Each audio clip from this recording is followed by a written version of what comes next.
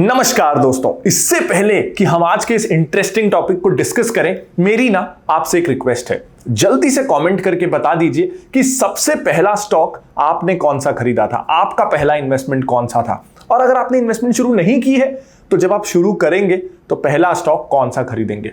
ये मैं आपसे क्यों करा रहा हूं, ये बहुत जरूरी है, क्योंकि जब इन सारे कमेंट्स को हम और आप पढ़ेंगे ना तो एक पैटर्न दिखेगा। उस पैटर्न से आपको मदद मिलेगी सावधान होने में कि ज्यादातर लोग जब शुरू करते हैं तो क्या गलती करते हैं, और जो कुछ इस वीडियो में मैं आगे बताने वाला हूं आप उसको और अच्छे से समझ पाएंगे वो कमेंट्स देख के। तो कमेंट जरूर करिएगा। नमस्कार दोस्तों, मैं हूं प्रांजल कामरा। शुरू करते हैं फिनोलॉजी।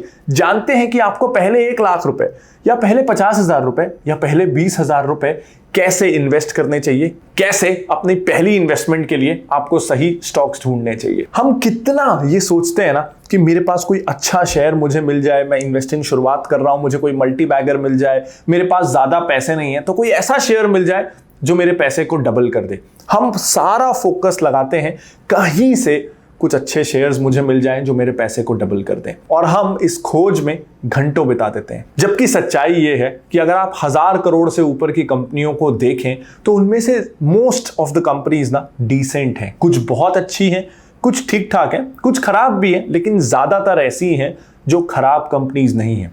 क्योंकि वरना वो 1000 करोड़ की कैसे बनती। अगर कोई कंपनी 1000 करोड़ की है तो वो इंडिया के 99.5% कंपनी से बेटर है, से ज्यादा बड़ी है। यानी उस कंपनी के ओनर ने कुछ अच्छा ही किया होगा, उस कंपनी के बिजनेस मॉडल में कुछ अच्छा ही होगा। यानी अगर हम एकदम छोटी कंपनियों को छोड़ दें तो ज्यादातर कंपनियां ठीक ठाक हैं, ब्लंडर्स तो नहीं है उन कंपनियों में। अब नहीं, मैं बिल्कुल भी ये नहीं कह रहा हूं कि आप उन कंपनियों में ब्लाइंडली इन्वेस्ट कर दो या वो सारी कंपनियां अच्छी हैं। बड़ी कंपनियां भी डूबती हैं, उनमें भी स्कैम्स होते हैं। मैं परसेंटेज की बात कर रहा हूं, मेजॉरिटी कंपनीज ठीक ठाक है।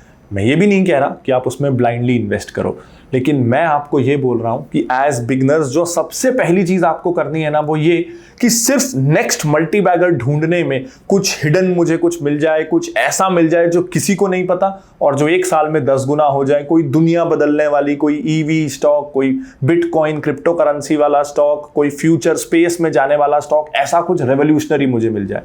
हम हमारी सारी एनर्जी इन स्टॉक्स को ढूंढने में लगा देते हैं, जबकि आपको सच्चाई पता है क्या है, और ये ना बहुत कम लोग बताते हैं। और एक मेजर पर्पस इस वीडियो को बनाने का यही है, और ये ना इस मार्केट की सबसे बड़ी सच्चाई है।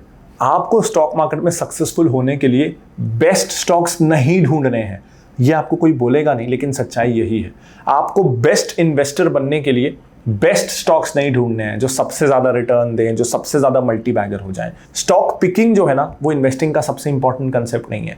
इन्वेस्टिंग का सबसे इंपॉर्टेंट कंसेप्ट है टेम्परामेंट, पेशेंस रखना। डिसेंट स्टॉक्स भी आपके पास हैं तो उनको लेके उन कंपनीज को टाइम देना कि वो ग्रो कर सके। तो सबसे पहले तो बेस्ट स्टॉक, अच्छे से अच्छा स्टॉक ढूंढने की इस रेस से बाहर हो जाइए, उस रेस का हिस्सा मत बनिए।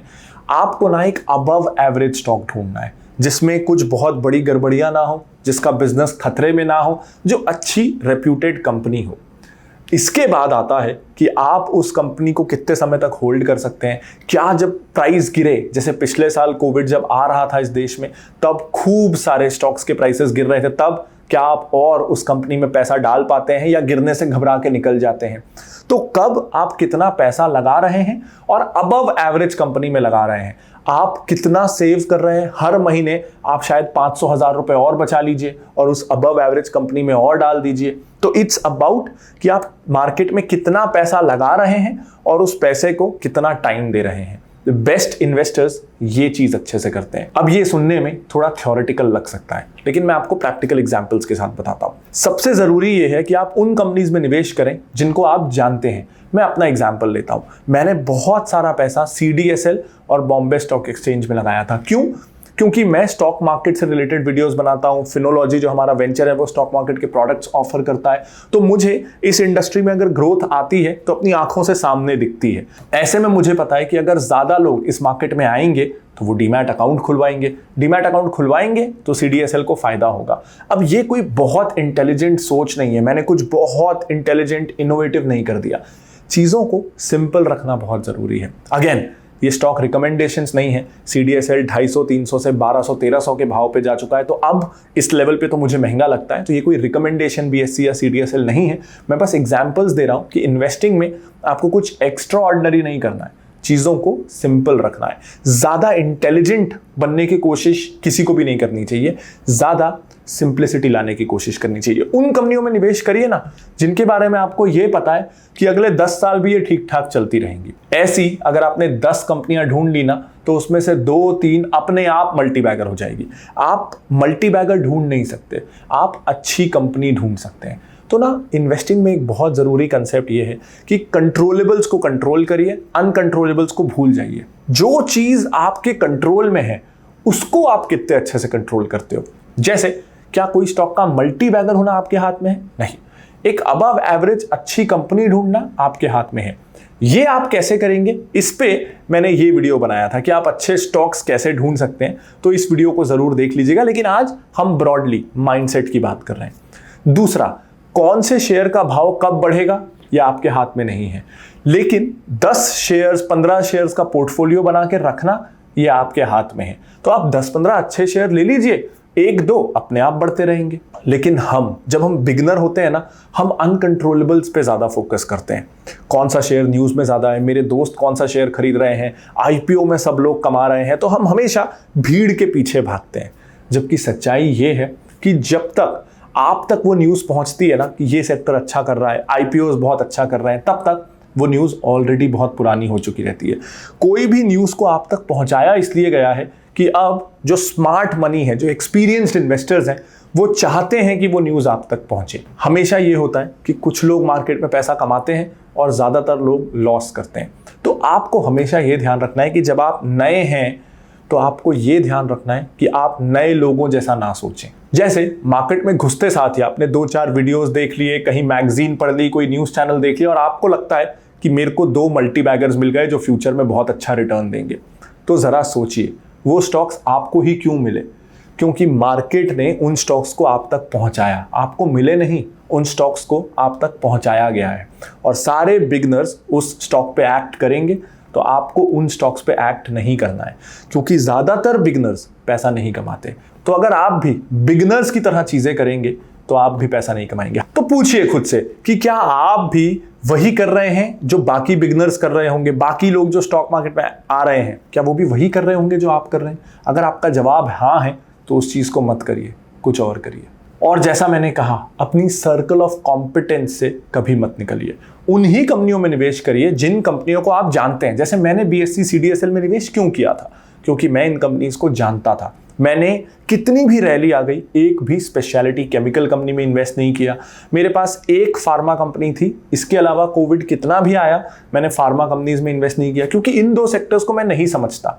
तो अपनी लिमिटेशन को समझना बहुत ज़रूरी है, रादर देन ये सोचना कि मैं कुछ भी करके पैसा कमा सकता हूं, मैं किसी भी तरह के शेयर्स में पैसा कमा सकता हूं। तो ऐसा तो दुनिया में कोई भी नहीं कर सकता। वर्ल्ड का जो स्मार्टेस्ट इन्वेस्टर भी है ना, वो दुनिया की हर बिजनेस को, हर इंडस्ट्री को नहीं समझता। वो ये ध्यान रखता है कि ये 4 इंडस्ट्री मैं समझता हूं, मैं इन्हीं 4 इंडस्ट्री की कंपनियों में पैसा लगाऊंगा, बाकियों में नहीं। एज बिगनर्स हम जहां से हमें जो कंपनी अच्छी लगे वहां निवेश कर लेते हैं। तो ये गड़बड़ है ना। और मैं बताता हूं बिगनर्स को प्रॉब्लम क्या होती है। जब मैं शुरू कर रहा था तो क्या प्रॉब्लम होती थी, कई बार ऐसा लगता था कि जो कंपनियां हम यूज़ करते हैं, जैसे हम मोबाइल ऐप्स यूज़ करते हैं, मोबाइल फ़ोन यूज़ करते हैं, ये कंपनियां तो लिस्टेड ही नहीं है, तो मैं उन कंपनियों में निवेश कैसे करूं जिनको मैं यूज़ करता हूं। जैसे एग्जाम्पल के लिए एप्पल, गूगल, अमेजॉन, नेटफ्लिक्स, मैं इन कंपनियों को यूज़ करता हूं, इनके प्रोडक्ट्स को, इनमें इन्वेस्ट कैसे करूं।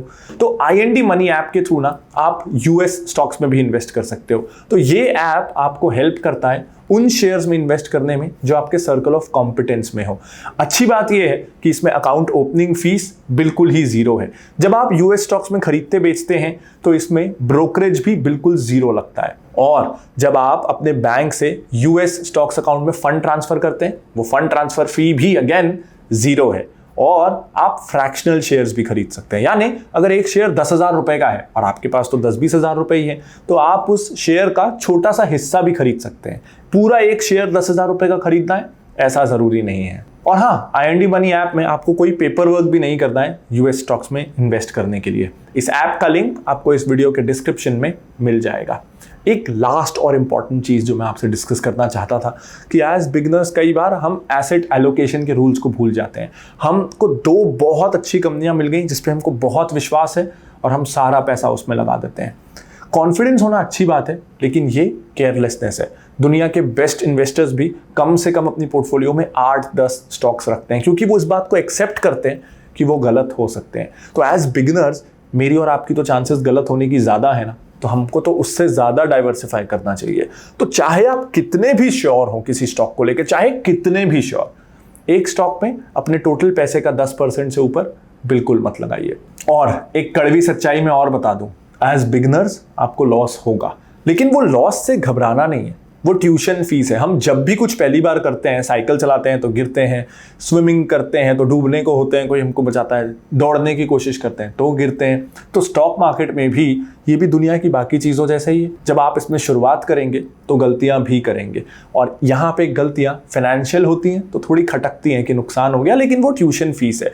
आप फोकस करिए कि मुझे लॉस हुआ तो क्यों लॉस हुआ, मैं उस लॉस से क्या सीख सकता हूँ। ज़रूरी ये है कि उस चीज को आप दोबारा ना करें। तो अब एक बार हम समराइज कर लेते हैं कि एज बिगिनर्स आपको अपने शुरू के 1 लाख रुपए या 50,000 रुपए कैसे इन्वेस्ट करना है।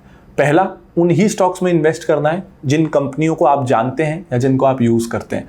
दूसरा, आपको ट्रेंड्स से या न्यूज से जितना हो सके दूर रहना है, उसके पीछे नहीं भागना है।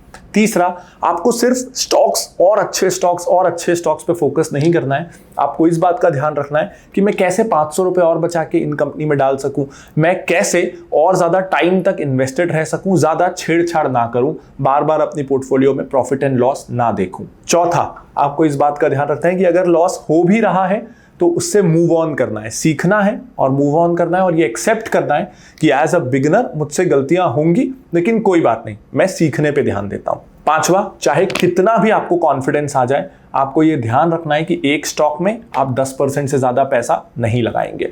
ये सिंपल स्टेप्स को फॉलो करिए और आपकी शुरुआत हो जाएगी एक अच्छी शुरुआत। This is Pranjal Kamra signing off. Bye bye.